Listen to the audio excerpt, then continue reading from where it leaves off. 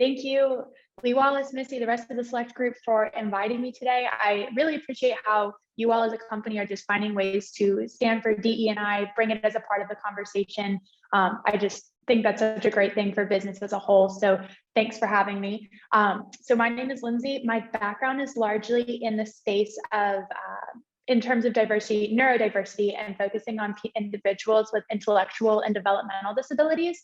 So I'm one of the co-founders and the CEO of 321 Coffee. We are a coffee shop and roaster based here in the Raleigh area that really focus on employing individuals of all abilities, letting them have that safe and supportive work environment to learn professional skills, contribute to a team, have dignity in what they're doing. And I think it's been a very life-changing experience for me to go through leading the company, but also working alongside these people. And it's been even cooler to see sort of the chain reaction that's happened from these people having a place in society and having other people come in, have those conversations, seeing people with disabilities working and really changing stereotypes.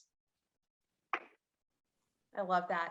So, how did you come up with the vision for 321 Coffee? Like, why was that something that you decided, hey, this is something that I want to create? Yeah, so for me, it was very personal, not actually from a family member perspective, but when I was in elementary school, I switched schools. I didn't know anyone in the new classroom, and my first friends were 3 girls that each had a different disability. And we were in 3rd grade at the time, so very young. So labels like Down syndrome and autism and DeGeorge syndrome and, oh, Sarah had a stroke, like that didn't mean anything. These were just my friends, and they were my friends because we liked to play hide and go seek at recess. And so I, from a very young age, learned how to see people for who they are. And through these friends, I got to see a very amazing and accessible world of what inclusion can look like when you recognize there's more than one way to do something. So all these girls did all sorts of recreational programs made adaptive. So adaptive tennis, surfing, skiing, baseball, basketball. They were doing everything. And every time they would go, they'd say, Lindsay, do you want to come? And I always said yes. And it was amazing. And so just through that experience, I saw people with one arm serve a tennis racket or serve a tennis ball and like hit it right into the corner of the service box. And I got to help paraplegics surf, and I just got to see these amazing things happen. So that's sort of my background. That's where I grew up. And then I had the unfortunate realization that as we all approach high school graduation, there was all this great inclusive programming from a recreational perspective, from special education programs up until really their senior year in high school. And then the support dropped off.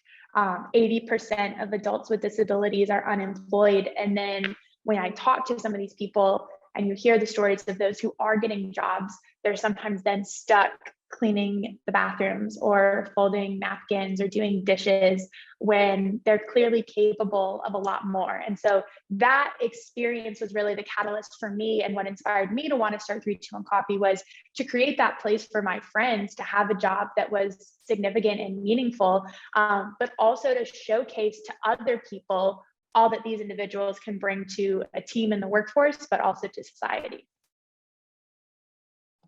So I guess what did it look like? I mean, it sounds like that you really kind of started this coffee shop in college, right? And you kind of had that realization towards the end of high school of like, hey, I want to create this environment for my friends to be able to ultimately live and work and have meaningful work.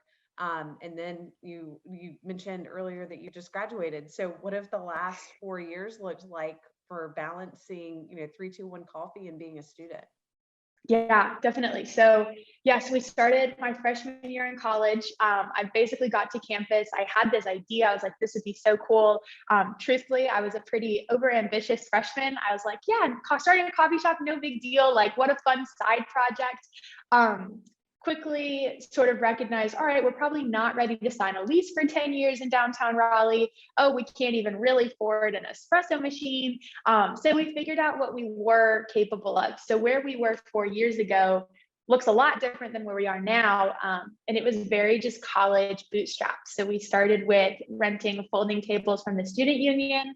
At our very first event, we actually got Starbucks coffee and just set up on our folding tables. I reached out to some of my friends who had disabilities to say, hey, this is what I want to start. Do you want to be a part of this?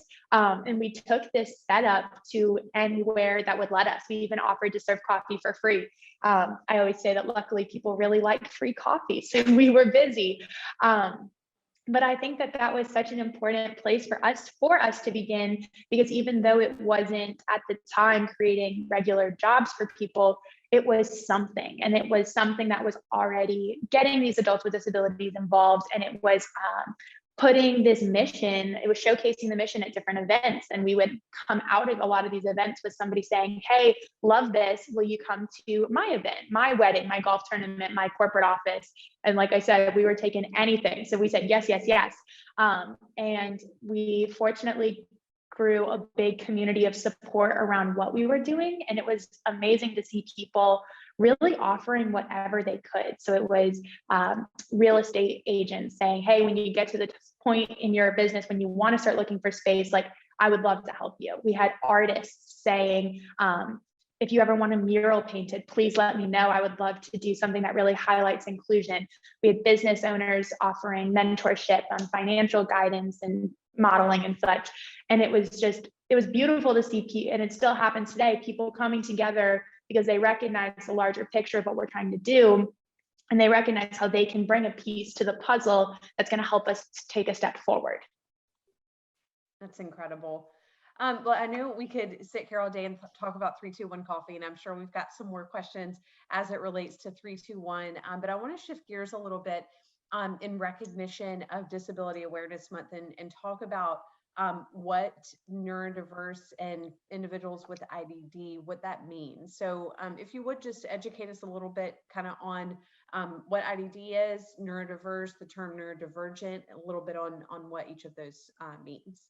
Yes, absolutely. So IDD is the acronym for Intellectual and Developmental Disabilities. So this is really an umbrella term that's sort of inclusive of any sort of neurological disorder, disability, difference. Same with physical, same with it could be something that was genetic, some sort of deficiency that happened during birth that's caused a difference in an individual's physical body, hormones, way they process information. And so it's very inclusive, and it's comes in a lot of different shapes and sizes and colors, honestly. And so I think that's a big thing that we've seen at 321 is that I always say one size does not fit all. So everybody, even if two people both have Down syndrome or two people have autism, that can manifest itself in very different ways. And so it can change the way people process information, strengths that they have, areas of comfort, also areas of weakness and things that make them nervous. And so that's really important as you think about in the world of ability, disability, different ability. It's just recognizing that while there are terms, there's still a lot of variation. So that's one term, IDD. There's also neurodiverse. So that's, again, an umbrella term that really hits on just different ways that an individual's brain can process information. So it's anything from, again, autism, but it also includes processing different information in a way of dyslexia. And so it's people that see and interpret the world differently. And sometimes that means they need different accommodations, different ways to make things accessible. Neurodivergent is then like a group of individuals would be neurodivergent. And so it's just saying that this group has that spectrum, whereas an individual is neurodiverse. Got it. That definitely helps clear that up. I know there were a lot of questions around those terms when folks send in their questions in preparation for this call. So, you know, in thinking about your team and the fact that it's definitely a group of folks who are neurodivergent, what has it looked like in terms of building out that culture of inclusivity with 321, with a group of folks who do have a variety of intellectual and developmental disabilities? What does it look like building out that culture, and what are some ways that other companies could replicate that? Yeah, definitely. So I think a big thing for culture is that it's got to be manifested on all levels of an organization. So it's definitely going to come as a value from the leadership team. And so it's saying that um, all shapes and sizes and colors, like you are valued here, you belong here, and we're willing to work with you here. And so for us, like that's very big in that we get people who may be nonverbal, they may not have use of one of their arms. And so it's being accepting and ready to work with someone on how to support them for what they need and how to take our operations and make them accessible and inclusive to those varying needs, and just leveraging the strengths of others. So I think that that's a very big statement to make in the beginning, that oftentimes people with disabilities, if they're looking for a job and they see someone that they don't feel will be open to accommodating them or working with them, sometimes it's scary to even put yourself out there to apply. So I think having the statement that yes, we want to be inclusive, we want to make this work, is sort of opening the door for someone to come in. So once you get them in, it is truly investing in your people and spending the time to recognize what are your strengths and skills that come naturally? How can we leverage these? How can I work with you as an individual to help you learn what I'm trying to teach you? Is it that you need to be in the shop doing something over and over and over again and getting that physical repetition? Is it that you need to be at home with a video of me doing it so you can watch it over and over and pay attention to different movements that I make as the trainer? Is it that you need written instruction? Do you need picture instruction? Taking that time to recognize where the individual's needs and strengths come from, and then working with them to set them up for success. So I think that's such an important element when you are working with a group of individuals who are diverse, whether it's ability or any other type of diversity, because not everyone learns the same. And that's okay. People have what works for them, so leverage it. And I think the coolest outcome that I've seen of that, so we've had employees for, I think, a little over 2 years, between 2 and 2.5 years, and we have had nobody leave. And so I think that that just demonstrates, and we're in the food and beverage industry, which is like an area that often has very high turnover. And so I think that that statistic really demonstrates that when you commit and invest in your people, they will invest in you.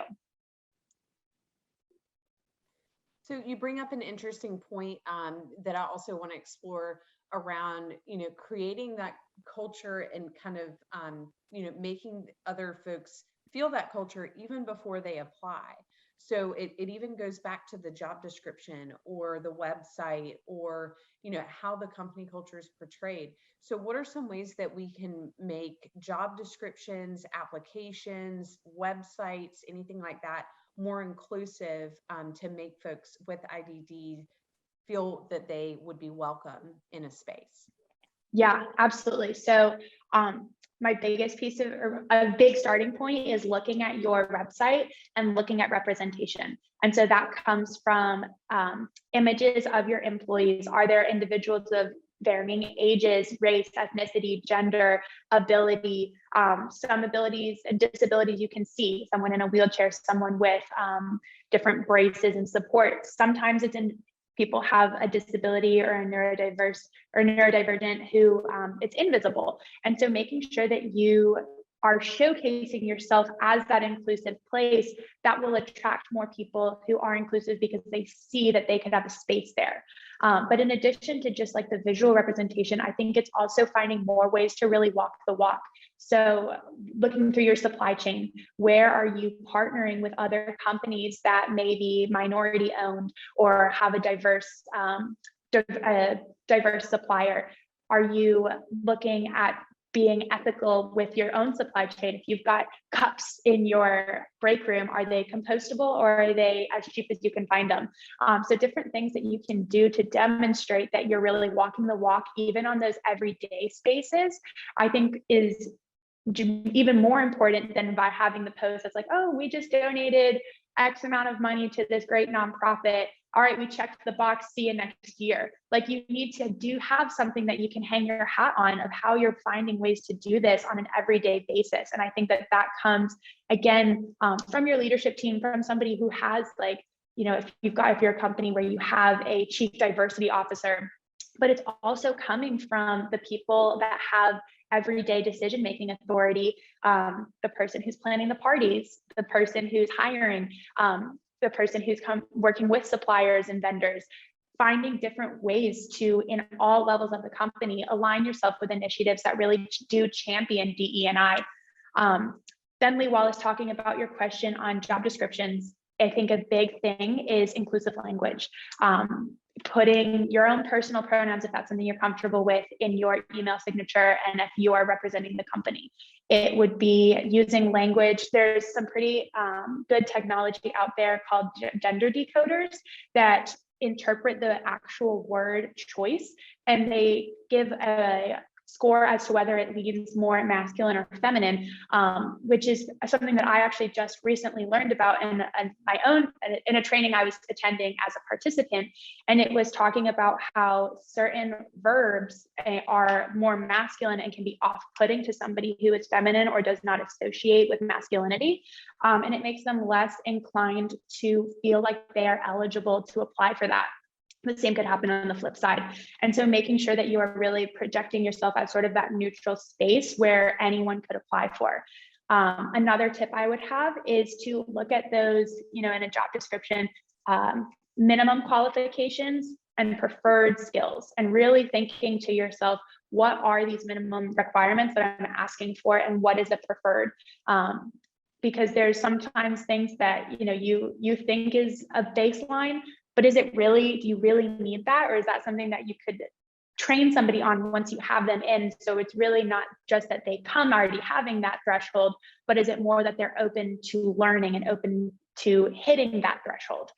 So it's thinking about that. There's another statistic that I'm not going to get the numbers right, unfortunately, but it was essentially saying that men or people who identify as male, they only feel the need to hit, I think it's like 40% of the job requirements in order to feel like they're comfortable applying for a job. Whereas women, or people who associate more, or people who associate themselves as female, they feel like they need to hit, I think it was like 80%. And so again, when you think about what you're putting on that job description, you need to be really intentional with what you are asking people to have in order to feel like they're qualified to even toss their name in the hat.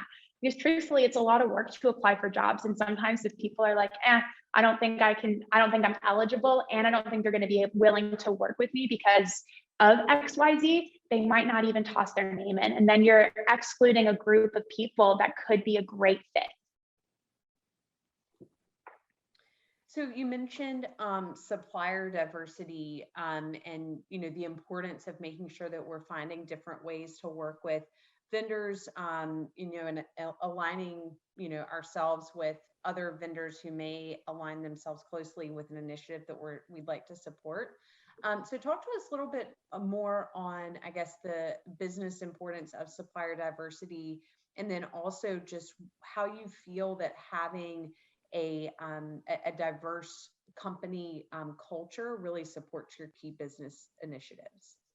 Yeah, so supplier diversity is something that I've gotten more into in the past year and a half. So 321 for a while was just the coffee shops. We were a place where you could come, buy your cup of coffee, enjoy it in the shop, take it to go, whatever. That was sort of the essence of 321. And COVID put us in a position to really get creative and rethink, like, all right, Lindsay, if you can't have people coming into your shop, what are you going to do instead? And so for us, it was pivoting to begin roasting our own coffee, which I was really proud of for creating a new job internally of coffee roasters. It was something that had different day-to-day skills. It was going to allow for different types of professional growth of our employees. But the coolest thing that came out of becoming a coffee roaster is how it opened the door to partner with other companies to offer that option as a diverse supplier. And so essentially the message that we communicate with our partners is, hey, if you're going to buy coffee for your office, you've got a choice. You can buy from Folgers or some sort of like really bulk mass-produced in a company coffee, or you can make this statement and buy from 321 Coffee. And in doing so, you are giving a job and demand for a job to our team of roasters who's roasting the coffee, to our team of baristas who are packaging it, the people who are walking through the order fulfillment and tracking it on the way through delivery. And when you think about the people element that you're making when you choose a diverse supplier, it's really powerful because you're bringing demand, and demand is exactly what keeps a business going. And so Lee Wallace, your question about just different ways to engage with diverse suppliers, it's amazing different companies and how they've found their own ways to be inclusive and diverse within their company organization, whether it's whether it's ownership, Black owned, women owned, veteran owned, whether it's the people that they're hiring, whether it's their own supply chain. So something that I'm really proud of at 321 Coffee. So we roast the coffee, but a step before that is the importer. So the coffee gets grown in foreign countries at the farms, and then it comes to the United States here for us to roast it. So we work with a local importer. He's based out of Holly Springs, and he grew up working as a third-generation coffee farmer on his grandfather's coffee farm in Honduras. And so I'm really proud that we are able to support him and his family's business by us sourcing from him. And so then I tell that to our partners who are buying them the coffee. And I'm saying, not only are you supporting 321 Coffee being a woman-owned business and employing people with disabilities, but then we are able to support Nelson and Nelson's family back in Honduras, and just continuing that chain of impact. And so when you're looking to think about supplier diversity, it's talking to these companies, it's hearing how they are making an impact and recognizing how you as a purchaser can support that. I love that story. That's incredible that there's a connection between someone here locally and Honduras and how you're able to support him and his supplier diversity and you and yours. That's really neat. So thank you. And talking about, I guess, going back specifically to individuals with disabilities, how do we talk about individuals with disabilities at work without a stigma or fear of saying the wrong thing? Like, what is the appropriate way for us to bring this up at work, or to, I guess, approach that person individually? Yeah, definitely. So I think a big thing is opening the door for somebody else to choose it. So I'm going to give an example. Somebody's in a wheelchair and you're about to walk into a building. You don't necessarily need to go up to them and say, hey, I can see that you're in a wheelchair. Like, let me open this door for you because you can't do it. Instead, you could say, hey, would you like me to open the door for you? And they might say, no, I'm good, I've got it. Because truthfully, this person in a wheelchair has to get in and out of doors all day long without you. And so they've got a system of doing it. Now, circumstantially, it may be on a hill, they may be carrying things where it's really of value for you to help them by opening the door, but it's not making the assumption that they need your help.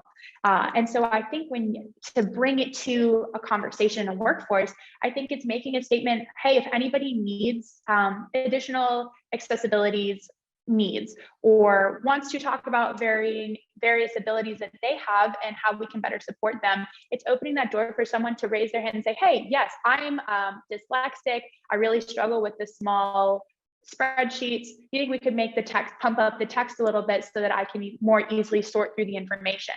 On the other hand, they may be just fine downloading all of the spreadsheets themselves and blowing it up on their own screens, and they might not need that. And so it's giving the space for a person to share with you what your needs are, but it's also making it known that you are willing to make the text bigger if that's needed, and learning more about what needs are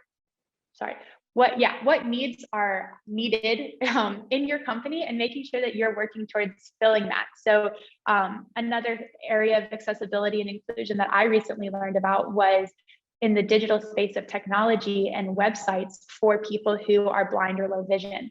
So there's all sorts of metrics on color contrast to make sure that if somebody has low color blindness or low vision, that they can still see that like black and white contrast, coding the website correctly so that a screen reader can interpret it. So we actually partnered with a company called Abler that does accessibility audits on websites to make recommendations on, hey, this isn't going to work.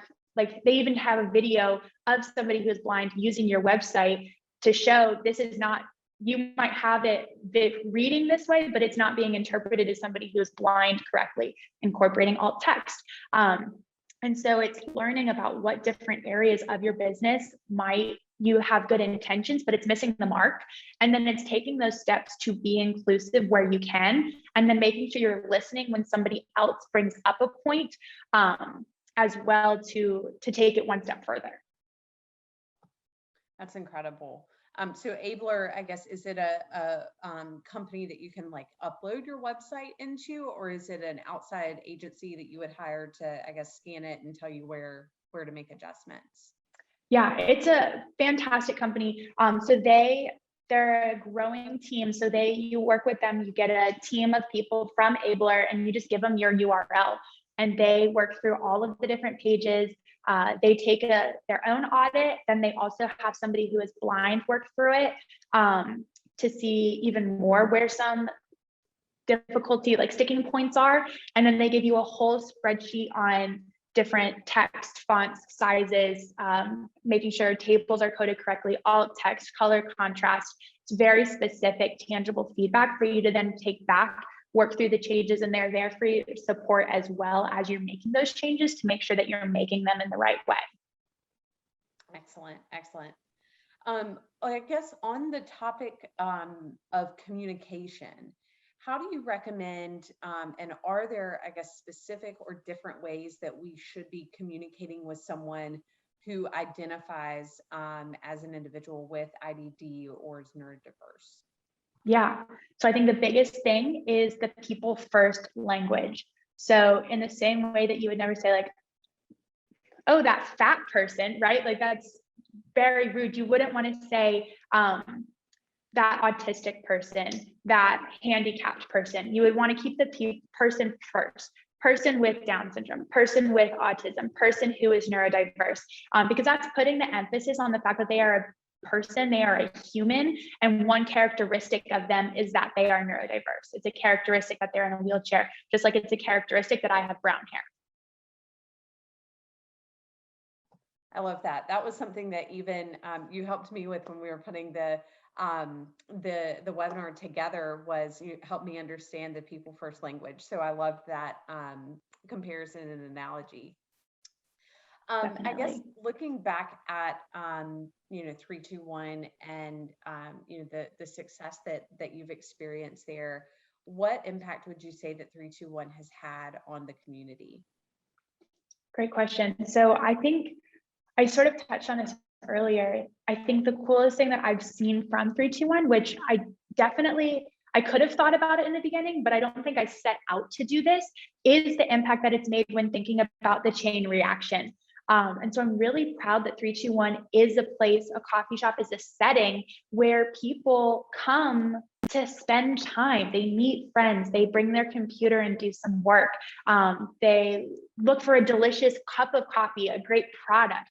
And so they come in, and it's just a very inclusive setting where they're chatting with somebody with autism who's working at the cash register. While they wait, they may be hanging out with someone with Down syndrome, and just to hear more about, oh, what are you doing after work? Oh, you are excited to go to the fair tonight? Like I am too. It's a space to foster those genuine relationships. And I've seen really cool impact sort of come out it in two ways, both as an individual, just sort of changing perspectives, as well as a company. So I'd love to hit on both sort of touch points there. The company first. So we have a great relationship with NC State football, the football team. They became champions of 321 literally when we were on the folding tables. So it was really great. It meant a lot for me that they bought into that larger vision despite being on when we were on folding tables. And so they have had us out to serve coffee to their coaches, the team, the staff, every Monday mornings during football season for the past 3 or 4 years.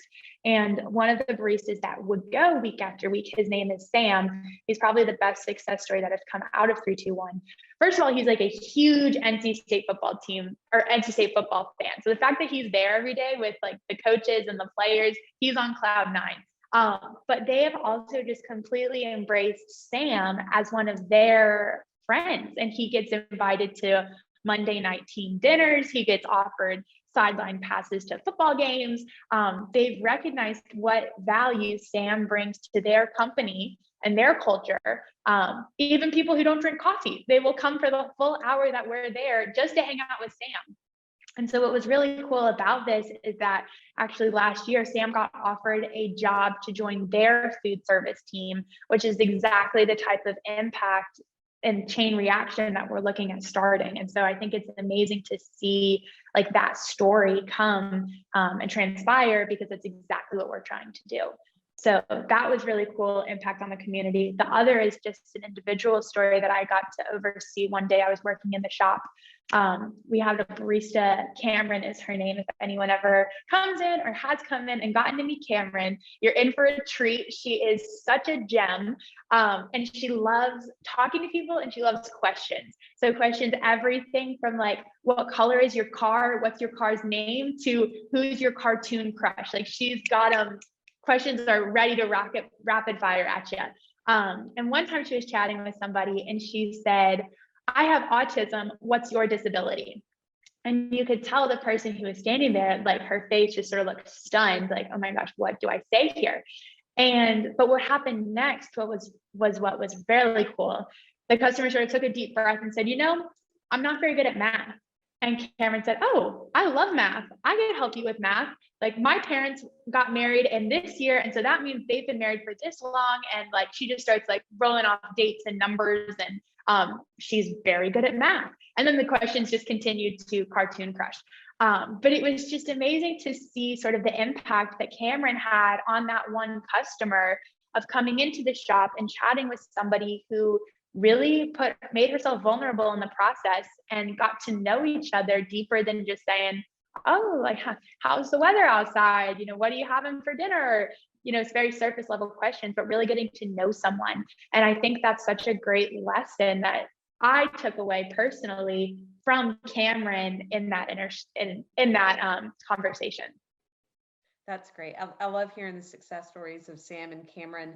And I know at a TEDx event a couple of years back, I think it was Matthew Schwab, he spoke. Yes. And he was an incredible speaker. And I believe is or was one of your baristas at 321. So it was great to hear his story too. Matthew's inspiring. So he's one of our baristas. He's also a roaster, so he roasts the coffee. But if you ever get to talk to him, he'll be really proud to tell you that he is also a show host of Matthew's Minutes, which is a bi-weekly video series that Matthew puts out, just talking about different elements of 321 coffee and inclusion. And that was his idea. And so that's another space of just letting people have ideas that they can champion, and then encouraging them and supporting them to do it. That's incredible. Well, I know we have been through a good number of questions that have come through in registrations, but I want to open it up to comments and questions from the field. I know there could be more that we didn't cover, or additional comments that you guys may have for Lindsay. So if you have a question, feel free to unmute yourself or throw it in the chat.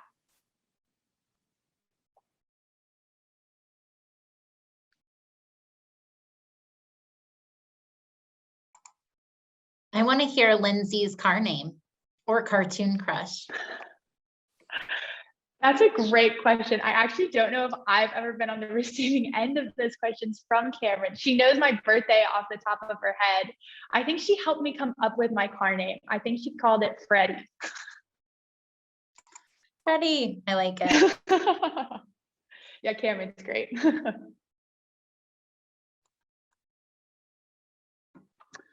Yeah, maybe less of a question, Lee Wallace, and hi, Lindsay. I appreciate you joining the call. Maybe more of a comment. I thought it was really relevant and sort of transcends beyond disabilities about that training comment you made, right? And so really customizing your training and really making sure that you understood how somebody, and in your case with a disability, might receive that training in the best way. So I think for a lot of us on the phone that are leaders, really sort of, modeling that as you're working with new employees to best understand from them first how best they receive some of that information, I think again kind of goes beyond just the conversation that we're having right now. And then that last comment you made, I really like about, you know, folks coming to the table with ideas and thoughts, and you encouraging them, or maybe even some cases pushing them to go out and do it, right? Just go out and do it. And so no question there, just you know, maybe for the group, just two things that so far that I've kind of taken from the conversation. So I appreciate that. Yeah, Tom, I appreciate you saying that. And I think in your first, the first thing you were talking about, you hit the nail on the head of just saying, when you're trying to figure out how someone learns best, asking them and not making any assumptions, not assuming that, oh, I learn best by doing it, so therefore you would learn best by doing it. And listening, I think is so important and sometimes forgotten about. Yeah, totally. And in a virtual world, I think maybe even slightly more important for us, right? As we're thinking about how we're really making sure that as folks are joining TSG, that they're joining TSG and they're feeling supported in a way that, you know, maybe we're overlooking as they're working remotely. So again, I appreciate the comments and the thoughts. Good things. Thank you. In front of the mind. Yeah, absolutely.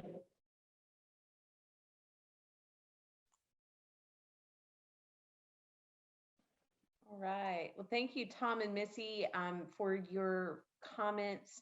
Any remaining questions from the other folks on the call?